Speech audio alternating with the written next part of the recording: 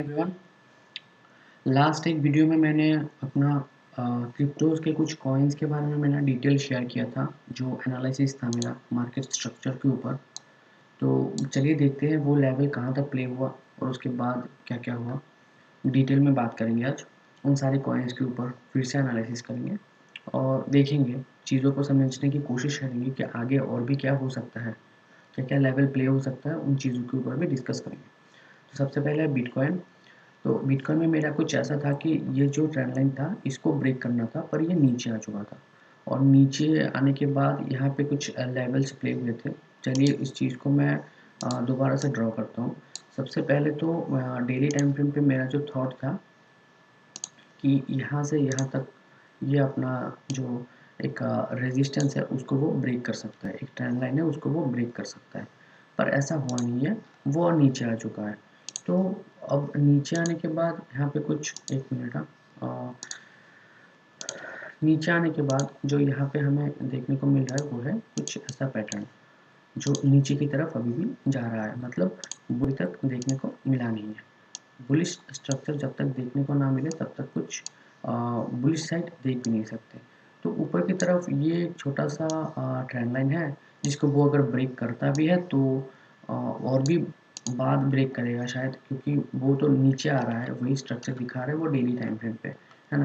तो 4 आवर में हम इस चीज़ को कुछ ऐसे देख सकते हैं कि हाँ, इस लेवल तक अगर इस लेवल के ऊपर अगर सस्टेन करता है, जो भी अगर होना है तो हो जाएगा, अगर सस्टेन करता है तो यहाँ पे एक और एक ट्रेंड लाइन देखने को मिलेगा। वो एक चीज़ है, ये 2 लेवल अगर ब्रेक हो जाए तो ऊपर की तरफ अब वो निकल सकता है। ऐसा स्ट्रक्चर में ऐसा देखने को मिल रहा है। बाकी के नीचे अगर आना है तो वो यहाँ तक भी पहुँच सकता है। ये एक लेवल है, यहाँ तक भी वो पहुँच सकता है। तो यहाँ तक पहुँचने के बाद शायद वो ब्रेक कर दे। अब ये आगे देखने को मिल जाएगा। खैर जो भी हो, यहाँ पे अब यही एक पैटर्न है जो मुझे दिख रहा है, एक ट्रायंगल जैसा या फिर एक प्राइज़िक रिदम में चल रहा है। तो अगर नीचे भी आता है तो यहाँ से अगर ब्रेक करेगा, ये लास्ट पॉइंट है, यहाँ से अगर ब्रेक करेगा और इस जगह के ऊपर वो सस्टेन करता है, मैं एक बड़ा स्विंग मान के चलता हूँ। इस स्विंग के ऊपर अगर सस्टेन करता है तो यहाँ से बुलिश मोमेंटम हमें आगे जाके देखने को मिल सकता है। ठीक है। और अगला कॉइन जो है वो है इथीरियम। इथीरियम में भी वही सेम पैटर्न हमें देखने को मिला, वो नीचे की तरफ जा रहा है। जितने भी लेवल्स प्ले हुए थे कि हाँ, ट्रेंड लाइन को ब्रेक करेगा तो कुछ हो सकता है, पर उसने ब्रेक नहीं किया, वो नीचे की तरफ ही निकल रहा है। अब आगे जाके वो यहाँ पे सस्टेन कर रहा है और भी नीचे जाना हो तो बड़े टाइम फ्रेम पे मैं बात करूँगा। चलिए सबसे पहले इन लेवल्स को रिमूव करते हैं और इसको बड़े टाइम फ्रेम से मैं शुरू करता हूँ। तो यहाँ पे अभी जो जगह है वो ये है, ये पॉइंट है, यहाँ तक पहुँच सकता है। यहाँ पर पहुँचने के बाद यहाँ से बाउंस बैक कर सकता है और यहाँ से जहाँ पे अभी है, यहाँ से अगर बाउंस बैक करता भी है तो यहाँ से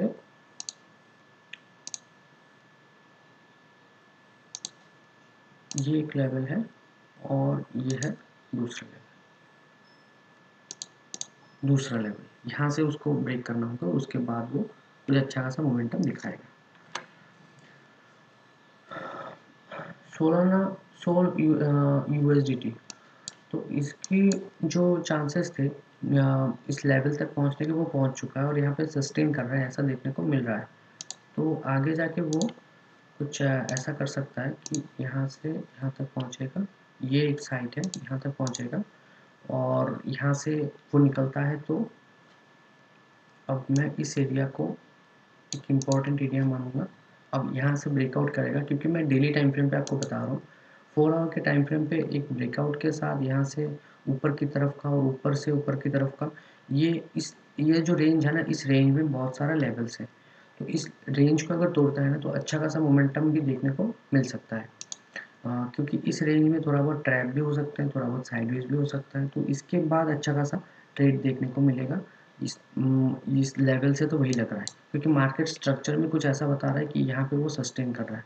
हालांकि बाकी कॉइन जितने भी है ना, वो इस चीज़ को वो भी सपोर्ट नहीं कर रहे, क्योंकि कोई पर्टिकुलर लेवल के आसपास तो है नहीं।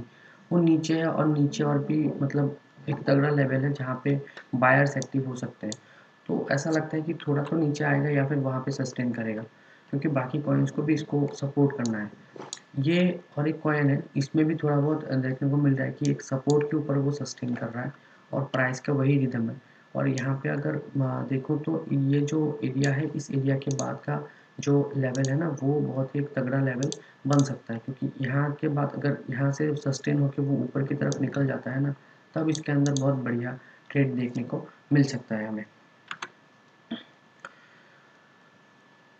ये और एक कॉइन था एवॉक्स यूएसडीटी। एवॉक्स यूएसडीटी में सस्टेनिंग तो दिखा रहा है कि एसएल हंटिंग हुआ, एक ऐसा एरिया भी दिखा रहा है, लग रहा है कि एसएल हंटिंग हुआ है और उसके बाद वो धीरे धीरे ऊपर जाने की कोशिश कर रहा है।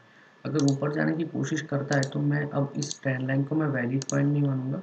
अब मानना है तो ये ट्रेंड लाइन होगा, वही रिदम के साथ वही ट्रेंड लाइन होगा जिसके ऊपर वो सस्टेन करना बहुत ही ज़्यादा इम्पोर्टेंट है। वो हर एक कॉइन में वही चीज़ है, वही सेम पैटर्न मुझे देखने को मिल रहा है, जो कि अच्छी बात है कि अगर मदर कॉइन यानी कि बिटकॉइन में कुछ सपोर्ट देखने को मिल जाए। बिटकॉइन की बात करूँ, इसमें अगर कुछ सपोर्ट देखने को मिल जाए ना, तो बात बन सकता है, बहुत बढ़िया ट्रेड आगे जाके मिल सकता है। पर बिटकॉइन में ऐसे लेवल्स कुछ हैं जो मैं क्रॉस ओवर होने के बाद ही मैं इसमें इंटरेस्टेड हो जाऊँ। पर इसके अंदर और एक पोटेंशियल भी है, वो है कि और एक चीज़ मैं यहाँ पे देखने को मिला, वो है कि यहाँ पे एसएल हंटिंग एरिया है, मतलब एसएल हंट हुआ है। और वीकली में देखूँ तो वही सेम एक रेजिस्टेंस, मतलब एक रिट्रेसमेंट जैसा लग रहा है।